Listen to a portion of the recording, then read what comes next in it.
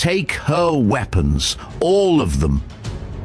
The order cut through the armory like a blade.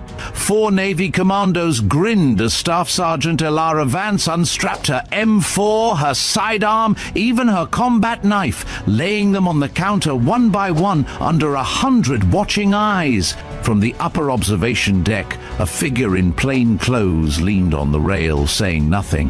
Elara recognized him instantly, Colonel Adrian Holt, her former NATO commander. The challenge wasn't just surviving the drill anymore. It was proving she could dismantle 4 armed men in a container maze with nothing in her hands but time. 69 seconds. That's all she would need. This is Veteran Biker. Comment 1 if you're new, 2 if you've been with us, 3 if you ride with us every week. Like, subscribe, and stay to the end. The midday sun bore down on the Redstone Joint Training Facility like a hammer striking an anvil, each blow of heat reverberating through the sprawling concrete expanse. The air shimmered with mirage-like waves, the kind that made even the toughest soldiers instinctively squint and pace themselves.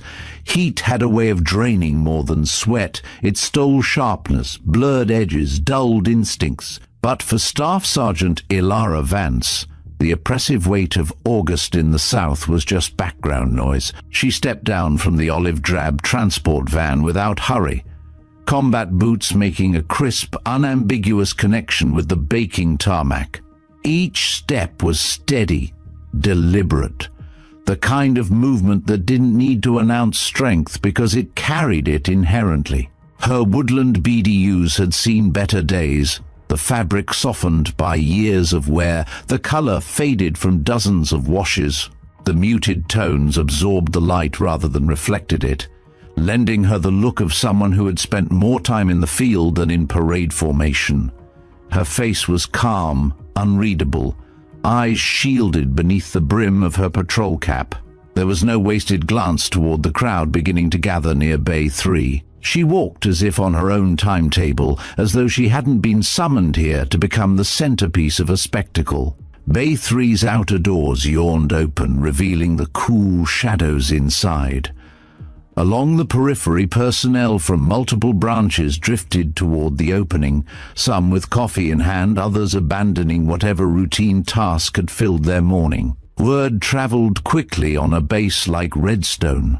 Special assessment was the phrase that had ignited the buzz, but the more tantalizing rumor, whispered in squad rooms and over breakfast trays, was that a high-ranking duty observer was on site. That alone was enough to pull an audience. Inside, 4 Navy commandos stood near the armory counter, a loose semicircle of quiet confidence. They looked as if they belonged to the space the way predators belong to the top of the food chain. Lieutenant Mason Cade was at the center, tall, athletic, with pale blue eyes that swept the room like radar. The cut of his combat shirt was immaculate, and there was a precision to his stance that came from years of drilling dominance into muscle memory.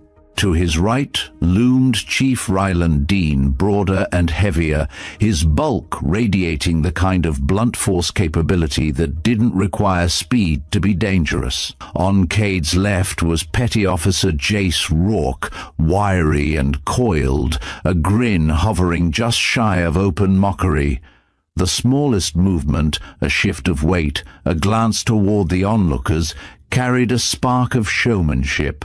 Beside him, Corporal Noah Varga was all restless energy, fingers drumming on the counter in an uneven rhythm, knees flexing slightly as if his body couldn't accept stillness for more than a heartbeat. Together, they had the air of men who had been through real storms and come out certain of their place in the hierarchy. The moment Elara crossed the threshold, Cade's attention locked onto her. He didn't look surprised, just mildly entertained, like a host welcoming an unexpected but harmless guest. His voice carried cleanly across the space. "Well, look what we have here," he said. His tone dipped in the sort of friendliness that came with a serrated edge. "The army sent their heavy artillery for a simple timed breach drill. That seems excessive." The remark drew a ripple of low amusement. scattered chuckles rolling through the small knot of onlookers. Ilara didn't offer so much as a twitch in response. Her face remained a mask of composure, unreadable and unbothered. Without altering her pace, she covered the remaining distance to the counter, neither rushing to close the gap nor slowing to make a point. When her eyes met Cade's, the contact was deliberate and steady, a cool, unblinking lock that gave away nothing of what she was thinking. Cade shifted his weight against the counter, settling into a posture that radiated studied nonchalance. It was casual but intentional, the kind of ease meant to be seen. "Tell you what," he said, pitching his voice just high enough to reach the furthest row of observers. "We'll go in with our full kit. Rifles, sidearms, knives. You—" A small pause, followed by a faint lift of his eyebrows that sharpened the edge of his words. "Get to rely on whatever it is you army types rely on." The tone made the implication unmistakable, the insult wrapped neatly in the guise of fairness. "Sound fair?" It wasn't a question, not really. It was a challenge, bait tossed into the air in full view of the dozens gathered to watch. From his spot nearby, Dean's lips curved into the barest ghost of a grin, amusement flickering at the edges. Rourke didn't bother to hide his, while Varga's restless shifting seemed to pick up an almost eager rhythm, his stance tightening like a runner waiting for the signal to go. By the bay doors, the warrant officer stood as if carved from stone, his arms unmoving but his expression tightening. The fine lines around his mouth deepened, a silent marker of disapproval. He was a man who lived by structure and code, and Cade's little performance ran directly against the grain of every protocol that governed these inter-service drills. "Lieutenant," he began, voice edged with warning, but Cade was already turning toward him, his pivot smooth, almost dismissive, as if the interruption were an inconvenience rather than a caution. "Sir," Cade said, infusing his voice with just enough deference to mask the manipulation, "this isn't just a drill. It's a chance to measure raw adaptability under pressure. No scripts, no comfort zone. With the brass watching, that's a valuable test." He flicked his gaze upward, toward the observation deck, a quick signal that he knew exactly who was up there and what would impress them. The officer hesitated, weighing the room. The hum of conversation was a physical presence now, the kind of collective energy that could turn on you if you tried to smother it. He gave a small, almost weary exhale. "Sergeant Vance," he said at last, voice stripped of anything but formality, "for this exercise you will surrender all weapons. The Commandos will proceed as equipped." The decision hit like the report of a gavel. A ripple of anticipation coursed through the onlookers. The four Navy men exchanged satisfied looks. Not the rowdy cheer of a joke landed, but the subtler satisfaction of hunters who had just been told their quarry would be limping. Ilara didn't argue. She didn't ask for clarification. She moved to the counter, unfastening the retention strap on her holster. The 6-hour P320 came free with a clean, practiced motion, its weight leaving her hip and settling on the hard surface with a dull metallic sound that seemed louder than it should have been. The M4 followed, unshouldered, and laid down with the care of someone placing a tool back into its case. Last was the combat knife, unclipped from her vest, the serrated edge catching the overhead light for a brief, sharp flash before it joined the rest. The crowd leaned forward as if proximity could amplify the moment. Across from her, Cade folded his arms, the corners of his mouth tugged upward.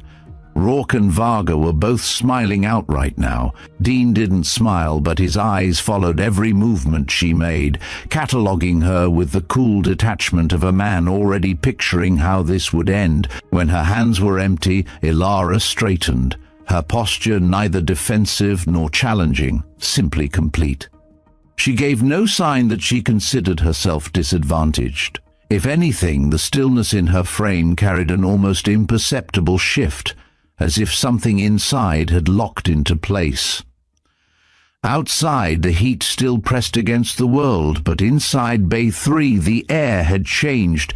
Whatever this special assessment was supposed to be, it had just been given a sharper edge. And somewhere above, behind the wire mesh of the observation deck, the unseen observer remained motionless, watching every move.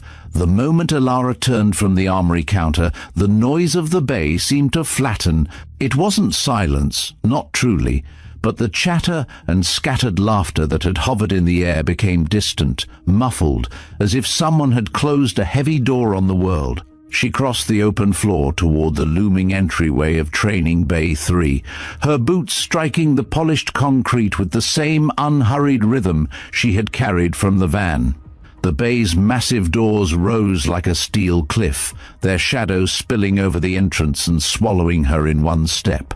Heat fell away instantly, replaced by the cooler breath of the cavernous interior. The smell shifted too. The scorched tarmac and diesel tang outside gave way to the scent of metal, cold steel, rust hidden in seams, faint traces of oil and disinfectant from maintenance crews. Inside, the space opened into a controlled chaos of cargo containers.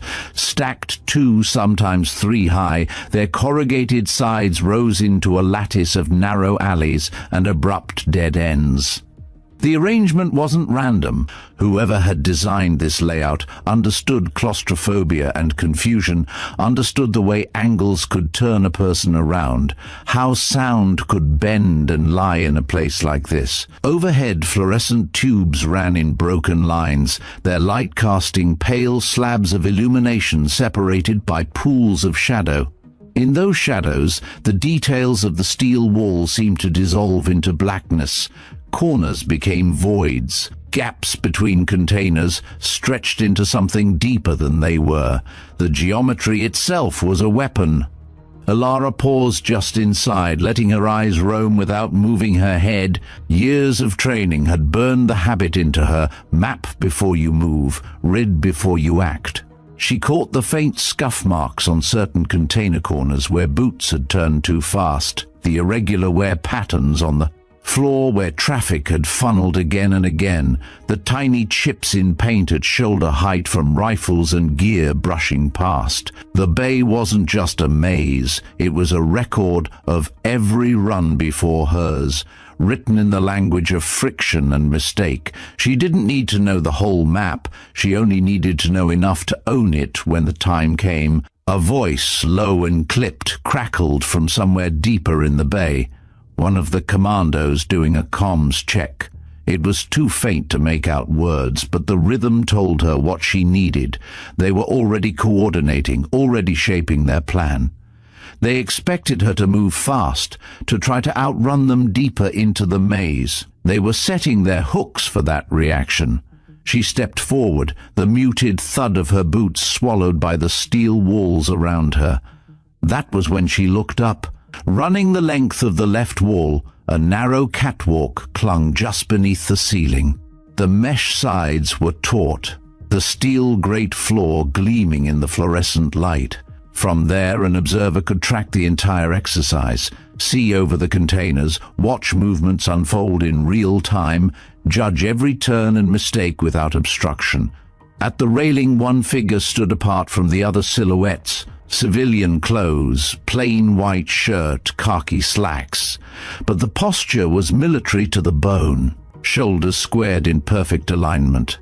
Spine held with an unconscious exactness. Chin angled to take in the full sweep below without wasted motion. Salt and pepper hair, clipped short to regulation length, framed a face cut from decades of command, deep lines carved by more than age, by decisions, by the weight of consequences.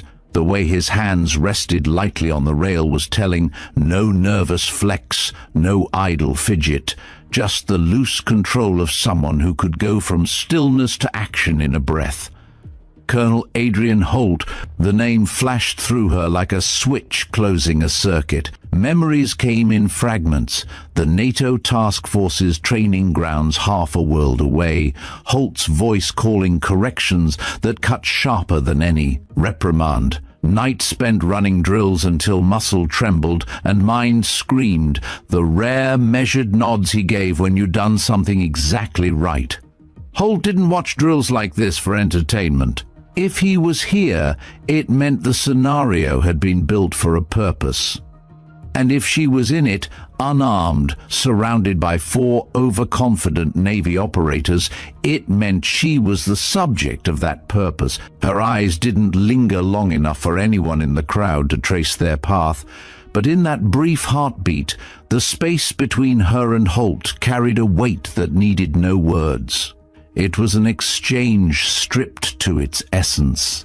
His look telling her this wasn't a Navy matter. Wasn't about inter-branch rivalry or wounded pride. It was something far more precise, a test once again of whether she could think clearly, adapt instantly, and execute flawlessly when every layer of safety had been peeled away. The sound of measured footsteps behind her broke the moment. She shifted her attention down to the bay floor, where the 4 commandos had taken up position just outside the mouth of the container maze. They stood in a loose, angled stack, K'd at the point. Their approach was unhurried, a kind of calculated calm that spoke of certainty. Confidence radiated from the set of their shoulders, from the way their weapons sat against their bodies, as if they were walking into a conclusion already written. Under the cold glare of the overhead lights, every detail seemed sharper, the polished grips of their sidearms catching glints of white, the dull sheen of combat blades strapped tight to their thighs, the matte weight of their rifles resting in hands that had carried them through dozens of drills. Fully armed, fully at ease, a ripple of quiet commentary passed through the semicircle of onlookers clustered around the entry zone. Soldiers in green fatigues, sailors in deep navy blues, a scattering of airmen in lighter uniforms, all craning subtly for a better view. Body language spoke volumes, crossed arms from those who doubted, faint curling smirks from others, eager to watch the outcome they thought was inevitable. The earlier taunts from the Navy side had done their work, expectations had been set, and now the crowd was poised for validation. Ilara offered them nothing. No theatrical glare, no deliberate roll of the neck to suggest she was ready. She simply eased a fraction closer to the mouth of the first shadowed lane between containers, her stance shifting so that all 4 operators stayed within the sweep of her peripheral vision. It was movement without flourish, the kind that didn't invite applause, but in the language of combat, it was pure readiness. Above, Holt remained motionless, his attention steady. The whistle hadn't blown yet, but the test had already begun. The sharp trill of the whistle split the air like a fault line, and the room's atmosphere shifted in an instant. Every casual lean, every half-smirk in the crowd froze as the 4 Navy operators surged forward as one. Cade took point with the confidence of a man who had run hundreds of clears. His rifle stayed low and ready, the stock snug in the pocket of his shoulder, muzzle already tracking the first left-hand turn. Dean was glued to his flank, a moving wall of muscle and discipline. Rourke followed close, body language taut but fluid, scanning the angles as though daring something to appear. Varga anchored the rear, his restless energy now channeled into an overcompensating vigilance, eyes darting, boots striking the deck in quick, almost impatient cadence. They moved like a single organism, entering the container maze through the wider left corridor.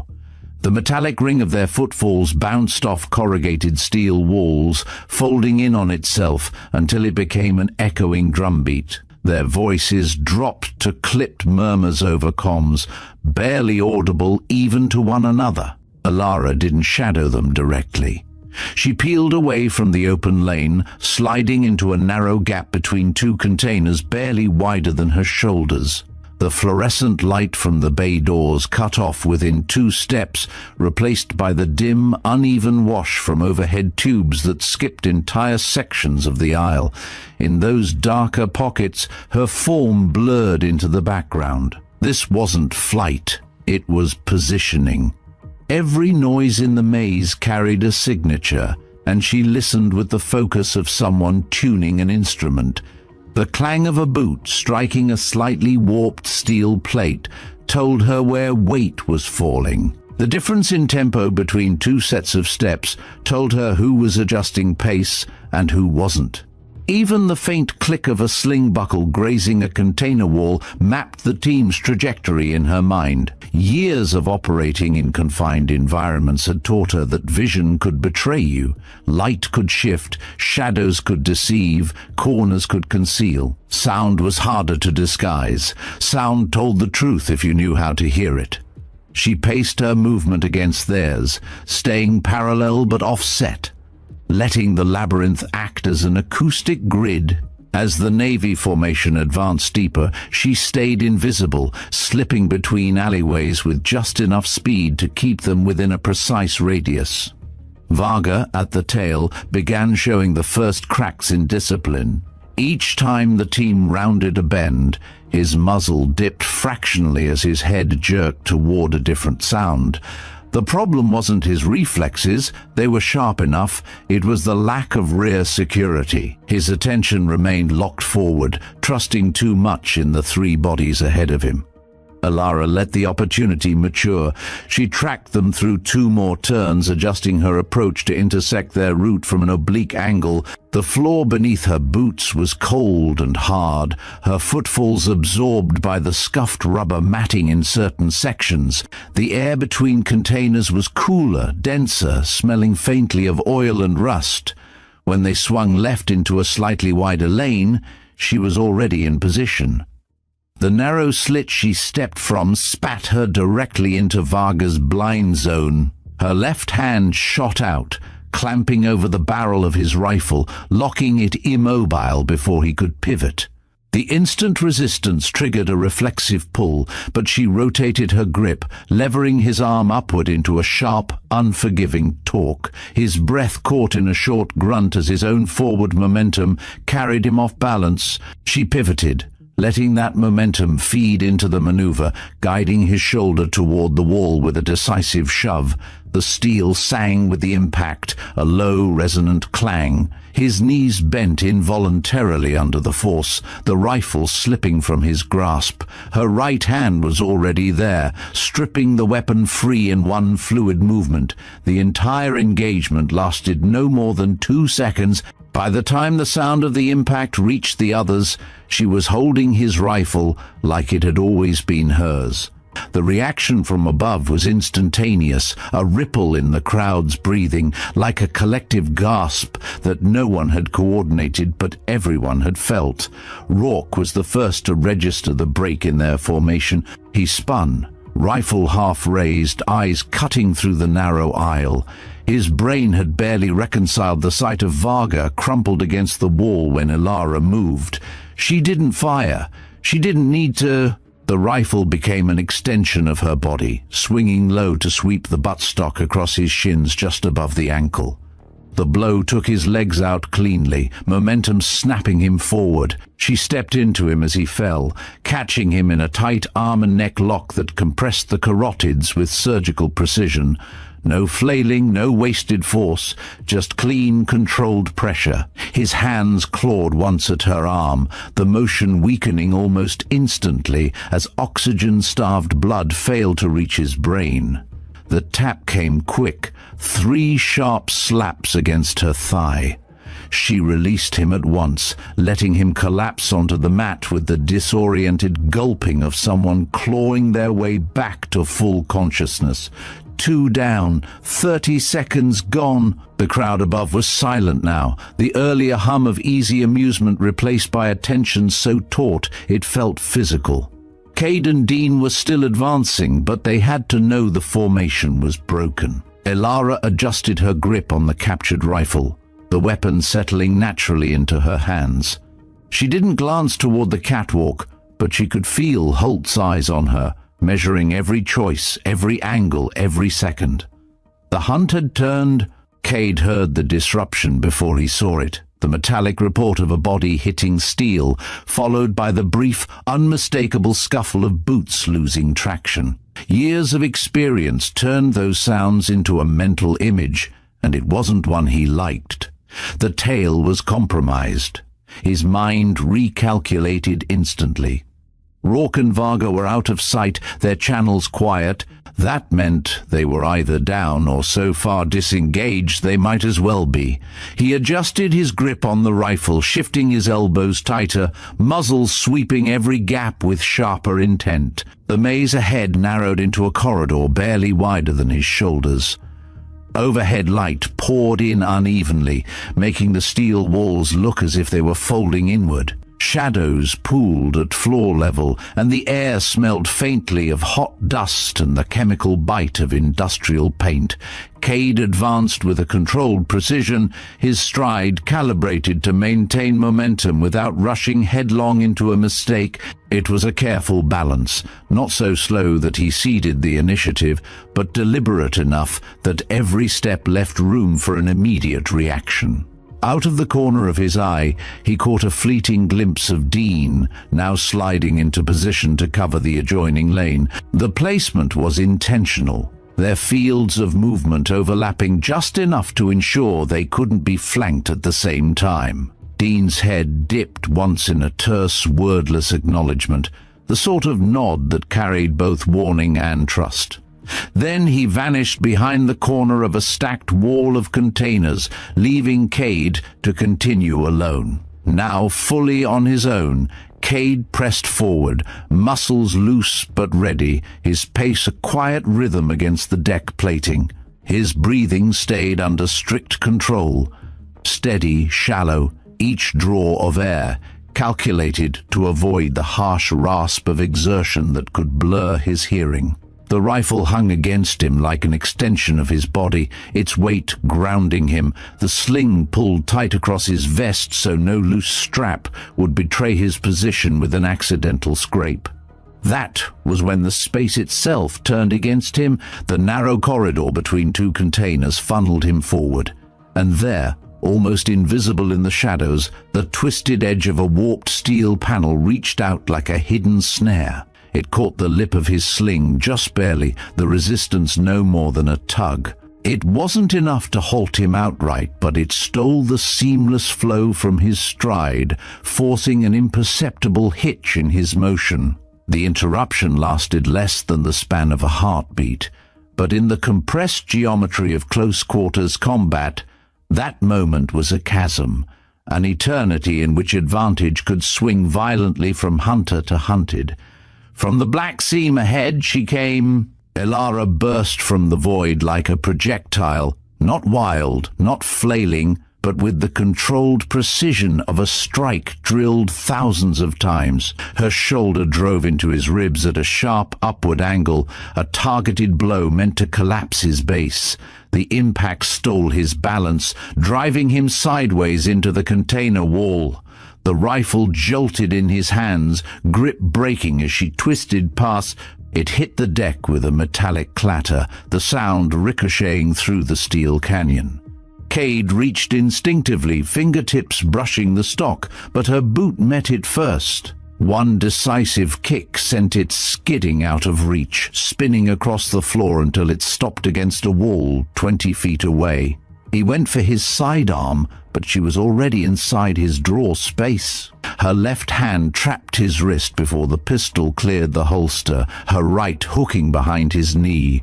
A torque and pull sent his center of gravity forward, folding him toward the deck. She let him drop. No theatrics, no wasted follow-through, just the clean removal of a threat from the equation. Cade rolled to his back, lungs working harder now, but she didn't remain to finish him. Her purpose wasn't to tally hits, it was to clear the field. She was already gone, disappearing into another seam in the maze, the faint whisper of her movements swallowed by steel and shadow. Dean's voice came over comms, sharp, urgent. "Cade?" No answer. The chief's eyes narrowed.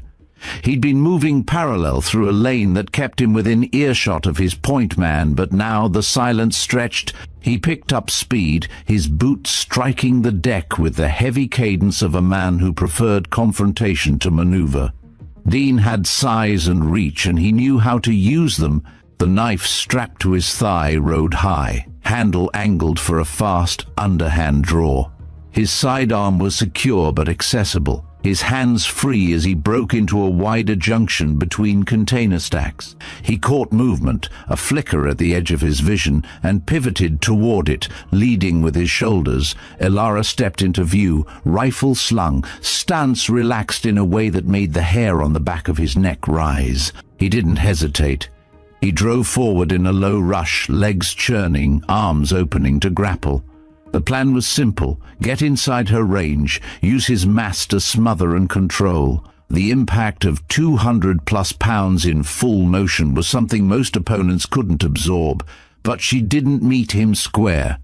At the last instant, her left hand caught a handful of his sleeve, fingers locking down with vice-like precision. She pivoted on her lead foot, hips turning like a hinge, and let his own velocity dictate the outcome. The redirection was almost elegant, an Aikido throw executed with the kind of efficiency that came from absolute trust in the mechanics. Dean's boots left the deck. For a suspended fraction of a second, his weight floated over her centerline before the floor came up to meet him. The impact reverberated through the wooden platform he landed on, a sharp crack layered over the dull thud of body-hitting surface. His lungs emptied in a single shocked exhale. Before his mind could catch up, before his limbs could find purchase to push back up, she'd taken his sidearm. The motion was so quick it barely registered, a smooth draw straight from his own holster into her hands, the muzzle leveled on him at a distance of less than a meter. She racked the slide once, the crisp, metallic snap echoing in the confined space. The whistle cut through the air, high and final. 69 seconds! The sound seemed to suspend the room. Dean lay on his back, eyes locked on the weapon aimed at him. Cade's breathing rasped somewhere deeper in the maze. Varga was still braced against the steel wall, one shoulder slumped. Rourke sat with his head tipped back, a hand pressed to the side of his neck. The observers didn't speak, didn't shift. Above, Holt remained at the railing, his face unreadable, but his gaze unbroken. Elara lowered the pistol, safetied it, and set it on the deck beside Dean. She didn't linger for applause or acknowledgement. Her breathing was steady, her expression as composed as it had been at the start. Without a word, she stepped away, moving toward the open floor beyond the maze. The hunt was over. The lesson had only begun. The echo of the whistle still hung in the air when another sound began to rise, slow, deliberate, each strike landing with the hollow chime of steel under weight. Boots on the grated staircase. Every head in the bay turned toward the observation deck. The man who had stood motionless above the drill from the beginning now descended with the unhurried certainty of someone who owned every inch of the space. Colonel Adrian Holt did not rush. He measured the distance with the same economy he applied to every movement in his career. The crowd shifted unconsciously, making a narrow path across the floor. Holt reached the deck, boots leaving the last metal step for the smooth concrete. His gaze moved without hesitation, past the scattered weapons, past the Commandos still recovering, past the maze itself, until it locked onto Elara. He stopped 3 paces from her, the quiet between them so dense it seemed to mute the rest of the bay. A faint upward pull touched the corner of his mouth, but it never became a full smile. Didn't expect to see Falcon back on the mats. The name broke across the assembled personnel like a dropped charge. Murmurs rippled outward. "Falcon?" repeated in low voices, some questioning, some disbelieving. Those who had been in certain places, who had heard certain stories, felt the recognition hit harder.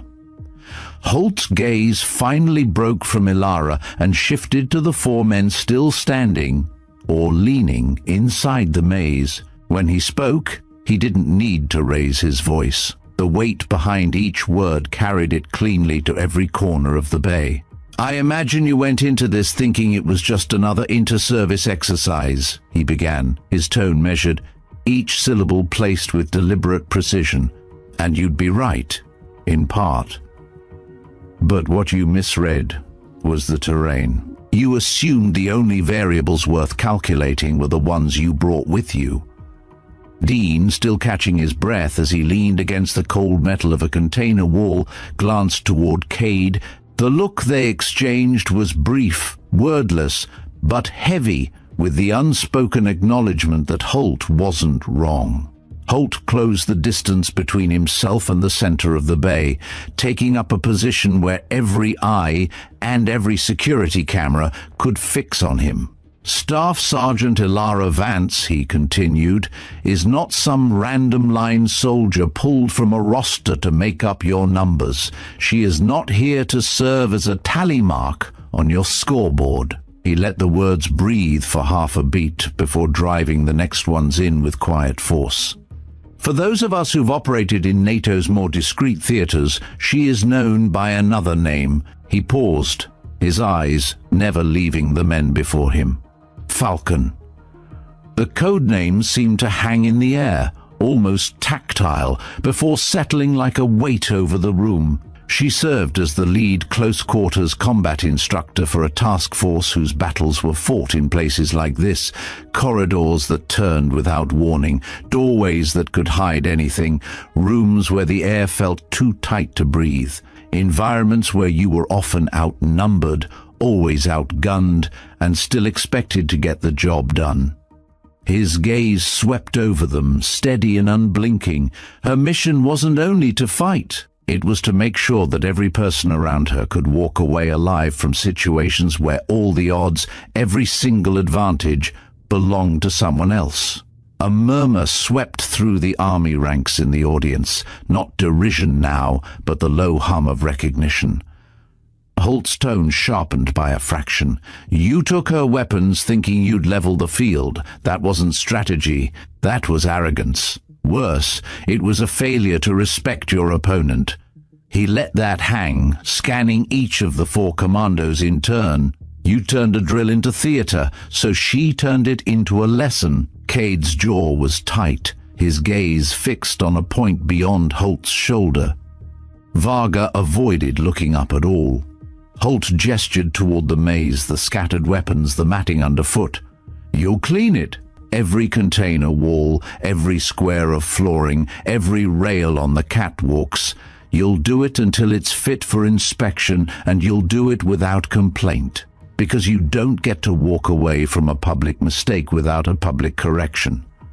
The directive landed without argument.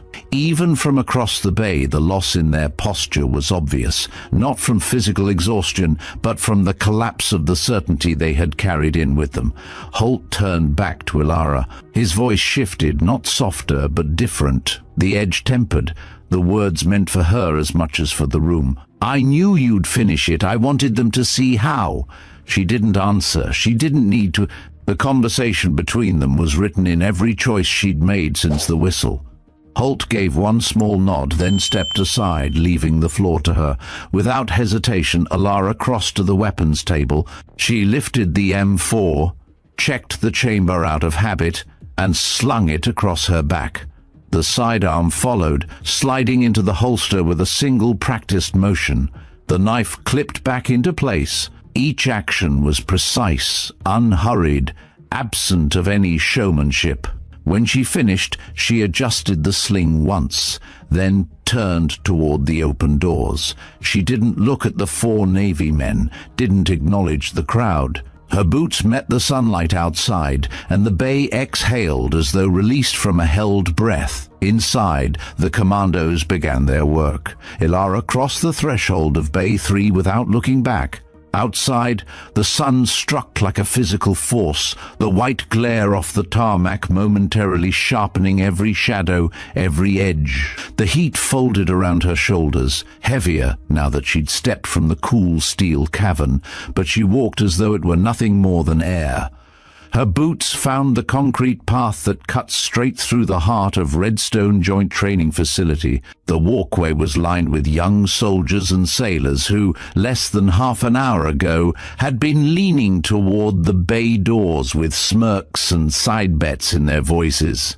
Now those same faces were set in an unfamiliar stillness. She didn't meet their eyes, but she felt the shift in them, the quiet that had weight, the posture unconsciously straightened, the subtle turn of heads that followed her progress. A murmur rose at her back. 69 seconds, someone said, low enough to be almost swallowed by the heat shimmer. 4 of them, another voice answered, and she was unarmed, finished a third. The words passed like contraband. Not shouted, not embellished, just carried from one knot of onlookers to another, changing direction as they spread. She reached the shade of a small overhang outside the main admin building. The sharp change in temperature was almost jarring, but she didn't stop. Her destination was the armory. Inside, the familiar scent of gun oil and climate-controlled air met her. She returned each weapon to its assigned place, the M4 on its rack, the sidearm into the labeled compartment, the knife into the locked case. Every movement was methodical, the way she would after any live deployment. There was no ceremony in it, no audience. The drill had been a public spectacle, but her post-drill routine was private discipline. She retrieved her gloves from the counter, black leather, well broken in, and pulled them on, flexing her fingers once to settle them into place. Then she stepped back out into the open corridor, the bright midday light flaring against the lenses of her sunglasses as she slid them on. Behind her, Bay 3 had changed. The 4 commandos were already at work, moving between stacks of containers with mops, scrub brushes, and industrial rags. Their rifles and gear had been stowed away. The sound of bristles against matting, the squeak of wet cloth on steel, and the dull scrape of boots on concrete replaced the earlier echo of combat drills. The crowd hadn't fully dispersed. Small clusters lingered at the periphery, watching the cleanup as if it were the second act of the same lesson. Some spoke in low tones, recounting the sequence of takedowns they'd just witnessed. Others stayed silent, the image of it still too fresh to require words. By the time Ilara crossed the open stretch leading to the edge of the main quad, the story had already put down roots and started to spread like it had been waiting for the right soil. It didn't drift from person to person slowly. It moved with speed, almost with purpose. In the mess hall, 2 mechanics were already acting it out for the benefit of their table, their hands slicing through the air to mark the exact instant Varga's back hit the wall. They spoke in short bursts, their voices dropping on the important beats the way people do when they want their audience leaning in. Over in the motor pool, someone had managed to dig up security feed snippets on a tablet. The footage was grainy, the kind of low-res blur you had to squint at, but it was still sharp enough to catch the unmistakable moment Rourke's legs were swept clean out from under him. The small crowd huddled around the screen didn't seem to mind the poor quality. If anything, it added a certain rawness, proof that this wasn't staged. In the admin wing, a logistics captain had stopped in the hallway to pass the story along to an NCO who'd missed the event entirely. His retelling carried Holt's exact words about respecting an opponent, not paraphrased but delivered as if quoting scripture, the weight of them clear even to someone hearing them second-hand. By the close of the day, Falcon was back in circulation. People who hadn't spoken the codename in years found it slipping naturally into conversation.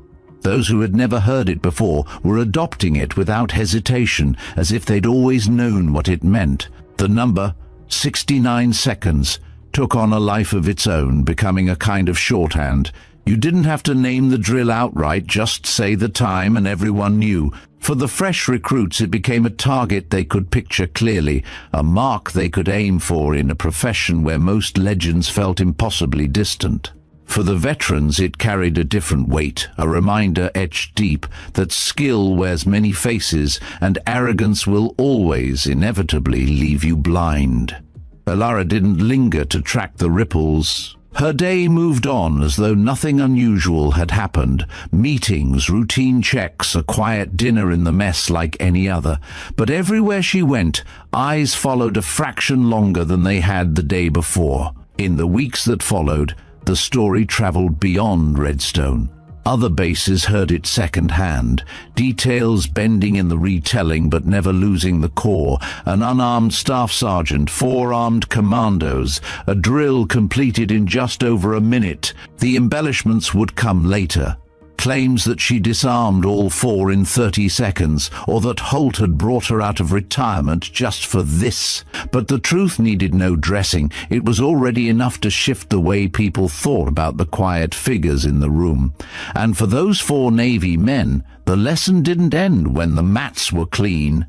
Every glance they caught in the days after carried the memory of that minute, the image of a rifle leaving their hands, the sound of the whistle cutting short what they thought they controlled. At Redstone, 69 seconds had become more than a measure of time. It was a marker, a reminder etched into the base's living memory that the most dangerous person on the field might not be the loudest, or the one carrying the biggest weapon, but the one who didn't need any of it to finish the job. Within just 48 hours, what had happened inside Bay 3 stopped being the latest round of whispered gossip and began taking on the shape of something more deliberate, a structured account repeated with enough consistency that it started to feel like part of the base's unofficial curriculum. By the end of that same week, it even had a name that stuck: the Falcon Drill. The phrase spread quickly, not because it was flashy, but because it was clean, memorable, and tied to a single moment that no one could scrub from their mind. The moment Holt called her by that code name, loud enough for everyone in the bay to hear. From then on, instructors wove it into their morning briefings as if it had always been there. They didn't embellish it or turn it into a dramatic speech. They didn't need to. They simply stated the bare frame of the event: 4 Navy operators in full combat loadout, 1 unarmed Army staff sergeant, and 69 seconds from start to finish. Those numbers, stripped of commentary, carried more weight than any story dressed up with adjectives. Word traveled outside the bay's walls, too. Training officers from other branches, Marines, Air Force, even a few from Allied forces, began phoning Holt's office to check if the tale was real. His reply never wavered: yes, it happened, no. There would be no video released, and if you wanted to understand the lesson, you'd need to hear it firsthand from someone who had stood on that floor. That absence of footage, the deliberate scarcity of proof, gave the account a sharper edge. It turned the drill into something you couldn't just watch and analyze. You had to experience it through the voice and eyes of a witness. For the 4 commandos who had been part of it, the story had a bite no formal reprimand could match. They kept showing up, performing their duties as before, but the shadow of the event followed them into every room. Instructors began pairing them with newer, less experienced teams during exercises, not to punish them, but as a living reminder of the standard they were now expected to embody, the respect they had once withheld but now had to actively model. Dean adjusted first. The throw that put him on his back replayed in his head every time he squared off in a confined space. He began asking his trainees what they saw in their opponent before engaging, not to fish for answers, but to teach them to look deeper than equipment or demeanor. Rourke grew quieter. His reflexive grin faded into something more measured. During after-action reviews, he asked more questions and interrupted less. Varga, still nursing the shoulder that had met the steel wall, put more time into rear security drills than any other part of his regimen. Cade resisted change longest. Pride had deep roots in him, but even he stopped using fair fight as a talking point. When Holt asked him weeks later what he'd learned, Cade's reply was blunt: "Never assume the other person is playing the same game you are." The base's curriculum committee took note. Scenarios modelled on the Bay 3 layout began appearing in inter-service exercises, not to humiliate, but to replicate the pressure of being hunted in a space you thought you controlled. The term Falcon parameters entered the training lexicon: confined space, uneven numbers, deliberate disadvantage. Holt never explained to anyone outside his circle why he'd staged it. Those who knew him well understood that his lessons were rarely about the obvious. It wasn't just about teaching 4 men humility, it was about showing an entire installation how quickly the balance could shift when skill met arrogance. Elara, for her part, returned to her schedule as if the drill had been any other task. She ran her sections, maintained her gear, and slipped into the flow of base life without inviting questions. She neither confirmed nor denied the wilder versions of the story she overheard in passing. One evening, about 2 weeks after the drill, she was stopped on her way out of the gym by a private from a support unit. The kid couldn't have been more than 20. He hesitated, clearly weighing whether to speak, then blurted, "Mom, I was in the crowd that day. It made me rethink some things." She didn't ask what, she just nodded once and kept walking. The lesson wasn't hers to explain anymore. It belonged to whoever had seen it and decided to apply it. By the end of the month, the Falcon drill was being used as a case study in a Joint Forces leadership seminar. The scenario was outlined without naming branches, only the parameters and the outcome. Students were asked to list every misstep the losing side had made before the whistle even blew. The top answers were always the same: underestimation, lack of adaptability, failure to control ego. It wasn't about celebrating the win, it was about dissecting the loss. The reach went beyond Redstone. At a coastal training center hundreds of miles away, an infantry platoon ran a version of the maze with their own Falcon. A sergeant who'd trained under Elara years earlier. The time was different, the details shifted, but the underlying truth held. Tools mattered, but they were never the foundation. Holt watched all this without commentary. He didn't need to narrate the arc of the lesson. Its momentum carried on its own. On the rare occasions he crossed paths with Elara in the weeks after, their exchanges were brief. A nod, a glance, nothing more. They had both served long enough to know that some professional bonds didn't require constant words.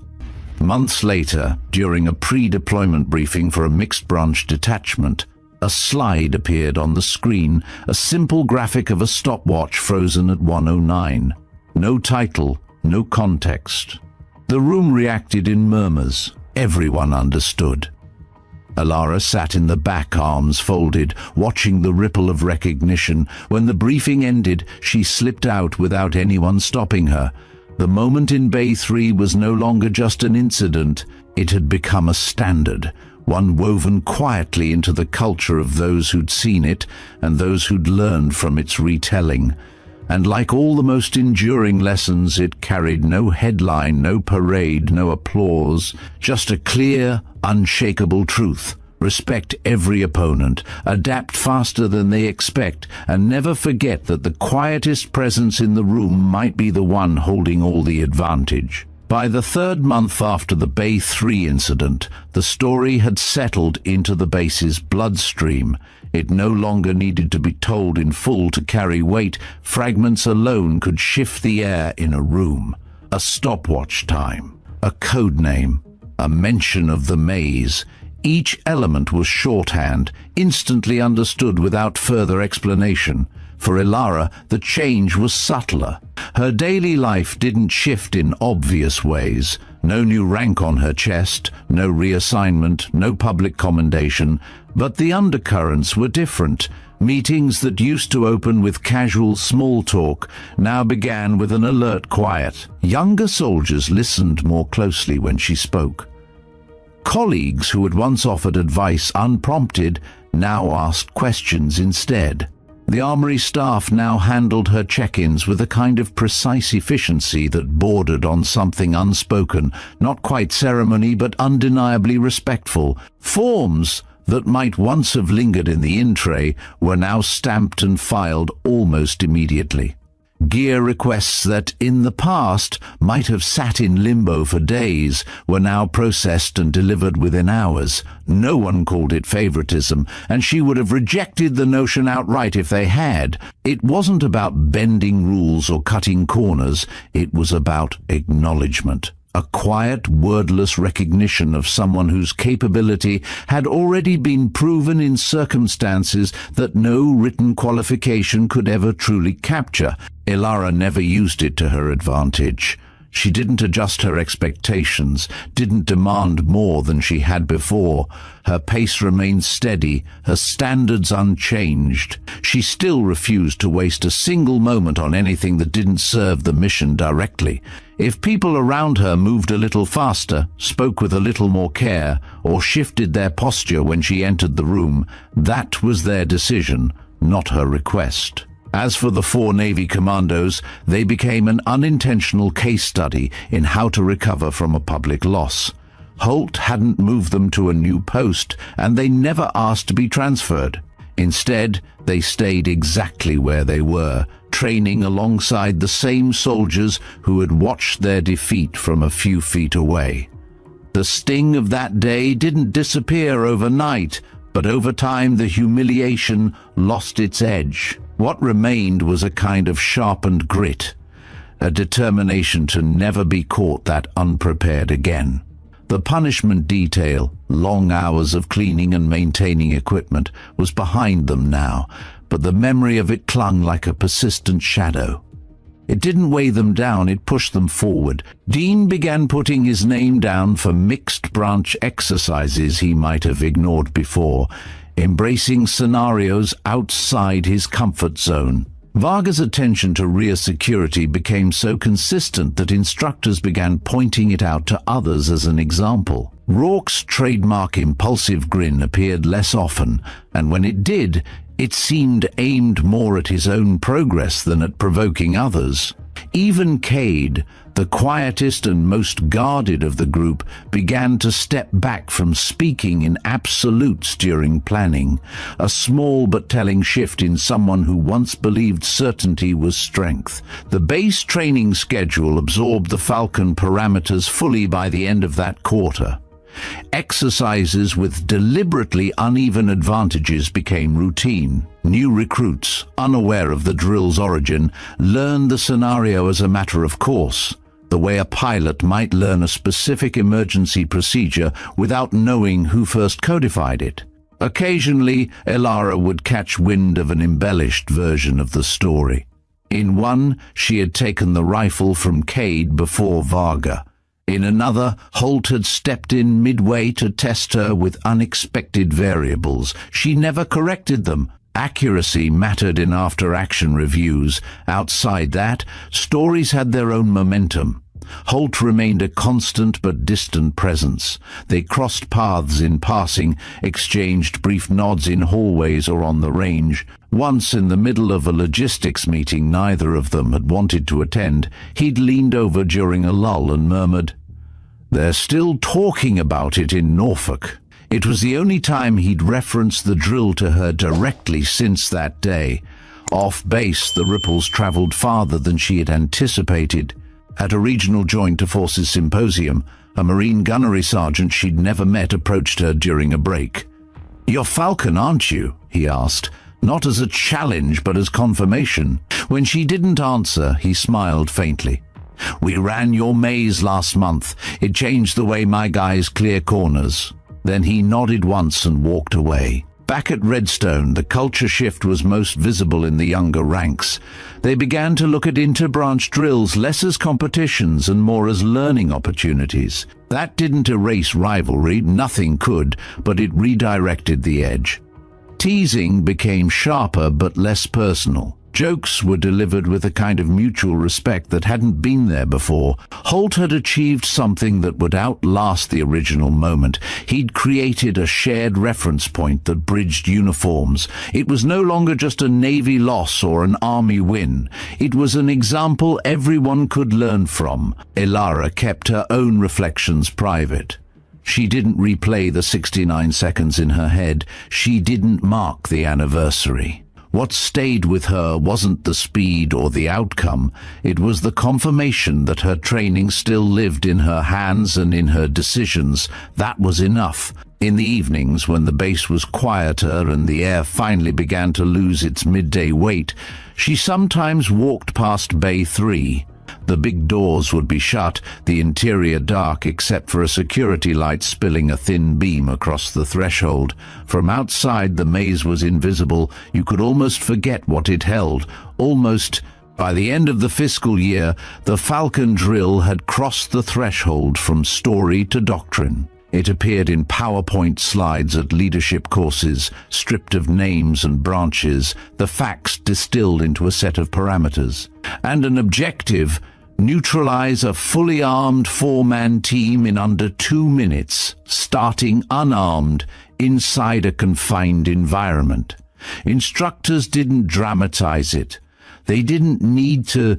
The stark simplicity of the setup left no room for excuses, only for analysis. Students were told, "It has been done. Here's how the environment was structured. Here's where the losing team made their mistakes." Military schools outside Redstone began adapting the scenario to their own training facilities. Some used plywood shoot houses, others built modular container layouts based on the Redstone blueprint. The replication wasn't perfect. Every base had its quirks, but the core remained intact.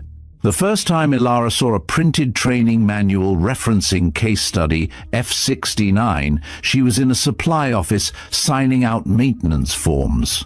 The notation was buried halfway down a section on asymmetric close-quarters engagements. She didn't point it out to anyone. The code name and the time were there for those who knew.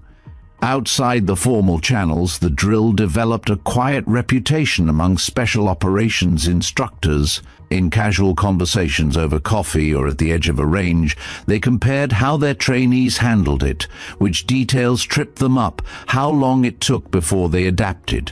A few tried it themselves, often with sobering results. The Navy's own training program didn't ignore it. 6 months after the original event, a detachment from another coast requested a walkthrough of Bay 3. Their lead petty officer spoke frankly to Holt. "We don't want to repeat the mistake." Holt gave them the space for a day, said nothing about the original 4 who had run it.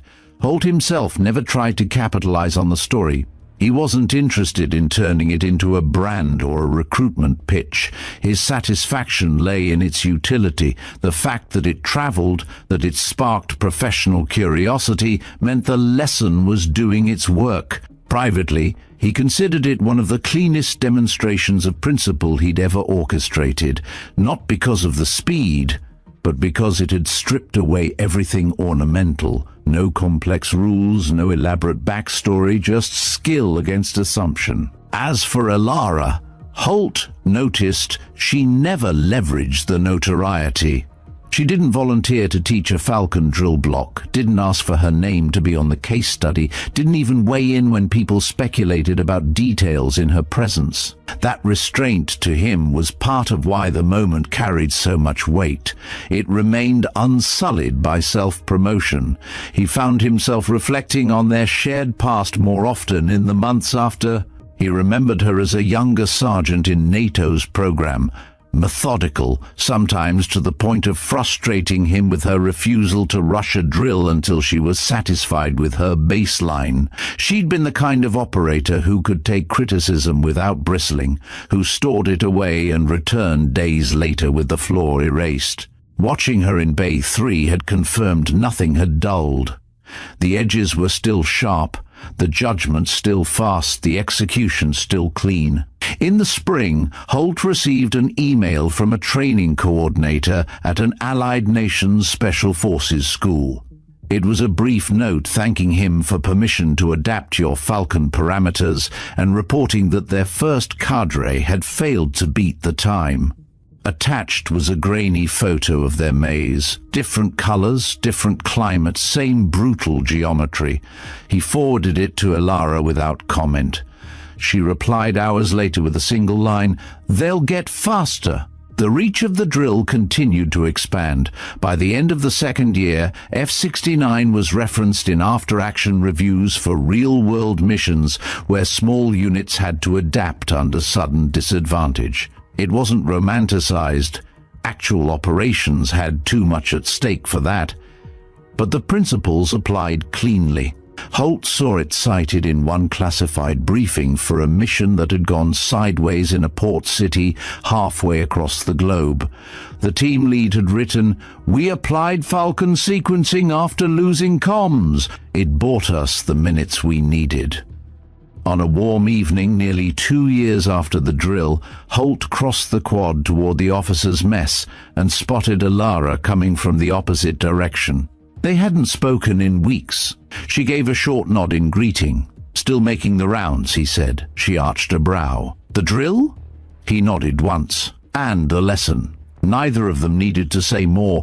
As they passed, Holt considered that the true legacy of Bay 3 wasn't in the stopwatch time or the number of opponents neutralized. It was in the way it had become a shared language, a reference point for adaptability, humility, and the awareness that an opponent's quiet could be as dangerous as any weapon.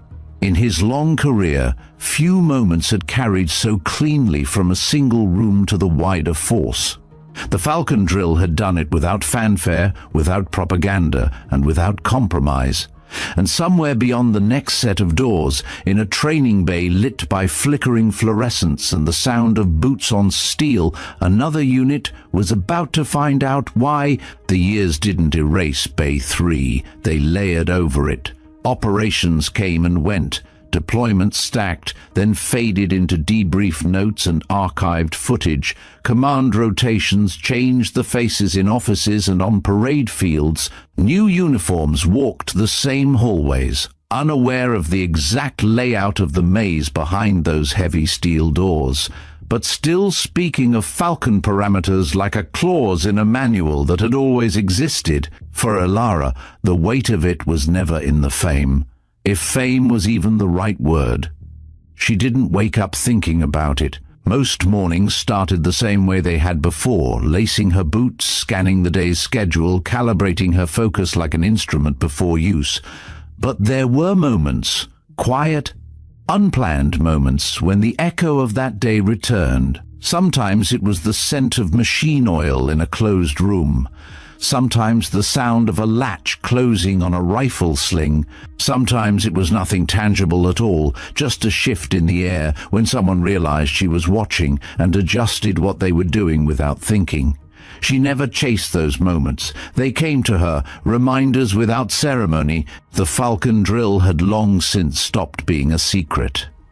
It was a fixture in training circles, though its retelling had taken on variations. She'd overhear stories from soldiers who swore it had been a 5-man Navy team, or that she'd been given a single pistol and 4 rounds, or that Holt had run the timer himself with a stopwatch hanging from his neck. She let the myths breathe. In some ways, they did more good than the exact truth. A legend could inspire where a technical report could not. Her own role in its spread was passive. She didn't publish articles, didn't present at conferences, didn't correct instructors who misremembered the finer points. But when asked directly, she would answer plainly, without embellishment, without self-effacement. She owed that much to the integrity of the lesson. The lesson itself was what had stayed alive, not the win, not the humiliation of the other team, but the fundamental truth that ability lives in actions, not in assumptions, that titles and patches mean less than the readiness of the mind and body in the moment they're tested. Holt understood this better than anyone. By his 3rd year back at Redstone, he'd seen the drill's framework adapted into scenarios he couldn't have.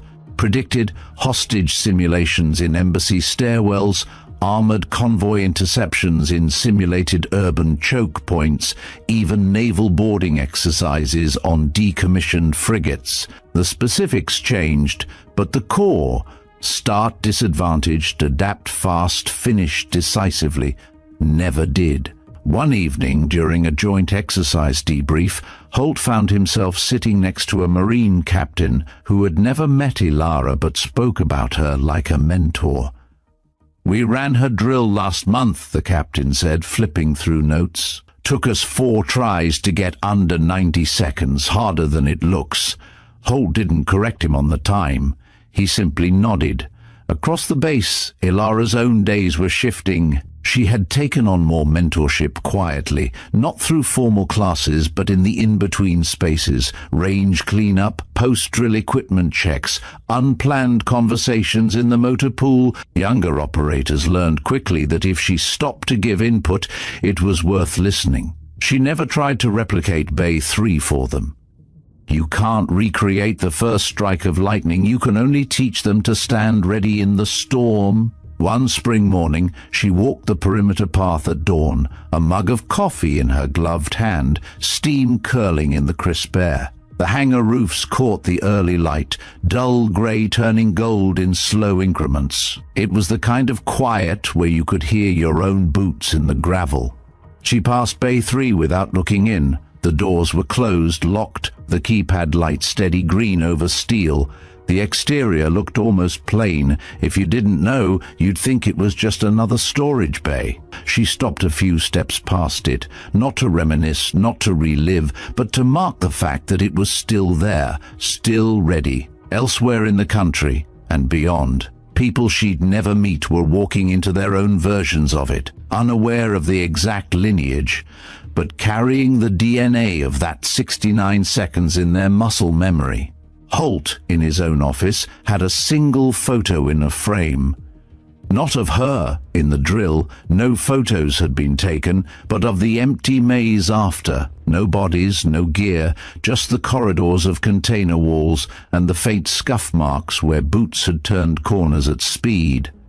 It was, to him, the purest record of what had happened, the environment untouched, yet permanently altered. Years later, when Holt finally rotated out for good, he left the frame in a drawer of his desk for his successor. No note, just the image. By then, Ilara had turned down more than one offer to move into a higher profile role. She stayed where she was most effective, in the field, in training spaces, in the background of operations where no one noticed her until the moment they couldn't afford not to. And the Falcon drill, it kept moving, changing shape, passing from one set of hands to another, sometimes spoken of with a grin, sometimes with a shake of the head, always with a trace of respect. There was no ceremony for its anniversary, no plaque on Bay 3, no medal on her chest for that day. The legacy didn't need them. It lived in the way people trained, in the edge they carried into real-world fights, in the quiet knowledge that the impossible could be done, had been done, by someone they might have underestimated. On a late summer evening, years after it began, Ilara stood alone on the catwalk above the training floor, watching a mixed team run the latest iteration of the drill. Different uniforms, different accents in their shouts, but the same raw urgency in their movement, the same sharp turns, the same reflexive communication under pressure. She offered no smile, no outward sign of satisfaction. The only acknowledgement was a single, almost imperceptible dip of her head. A quiet confirmation to herself, as the lead operator rounded the last corner and gave the all clear. It was as if lightning had struck a second time, not the identical flash as before, but close enough to throw the same sharp light across the horizon. Some events blaze hot in the moment, only to dim and vanish as quickly as they came. This was not one of them. The Falcon drill had never sought attention. There were no headlines chasing it, no speeches or banners to stamp it into official memory. Its strength lay in the way it endured, carried in the low tones of barracks talk, in the clipped phrases traded between instructors, And in the quiet preparation, it sparked in those who'd never even witnessed the original test. For those who were there, the memory isn't about the stopwatch.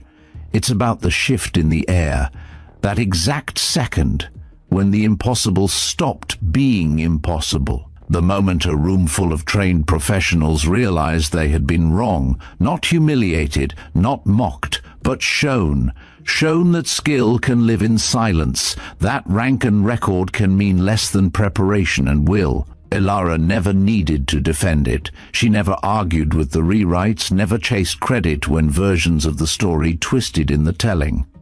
She let the myth breathe, because sometimes the myth is what carries the truth farther. And Holt, he understood that better than anyone. He'd seen 1,000 drills come and go, but this one, it slipped the bounds of the base. It became a reference point, a standard, a private dare. Every time a team stepped into an unknown, you could see it in their eyes. The ones who'd heard the whispers, F-69. They didn't know her name. They didn't know the layout of Bay 3. But they knew what was expected of them now. That's the strange thing about legacy. You can't design it. You can't force it. You can only act in the moment with everything you have and let the ripples travel where they will. Most vanish in minutes. Some last a lifetime. Out there, right now, on some training floor you'll never see, someone is making the turn she once made, breathing hard, heart pounding, and hearing their own voice call the room secure. They may never know whose shadow they just stepped into. They don't need to. The horizon doesn't belong to the one who first lit it. It belongs to the ones who keep it lit. And so we leave Bay 3 as it is, sealed, silent, ready for whoever comes next. The doors will open again to another team who thinks they understand the ground they stand on. And then, in less than a minute, they'll understand something else entirely. That's the mark of a true defender. Not the loudest, not the one in the front of the formation, not the one with the longest list of medals, but the one who can move through the storm without warning and leave the sky clear behind them. This is Veteran Biker. You've just heard a story that began as a test and became a standard. If you've walked your own version of Bay 3, if you've been underestimated and turned it into your edge, tell us in the comments. We read every single one. And if this is your first time here, welcome. If you've been riding with us, thank you for keeping this fire lit. Like this video if the story hits you. Subscribe if you want more. And remember, not every warrior wears their stripes where you can see them. Some carry them in silence, and that silence is louder than anything else.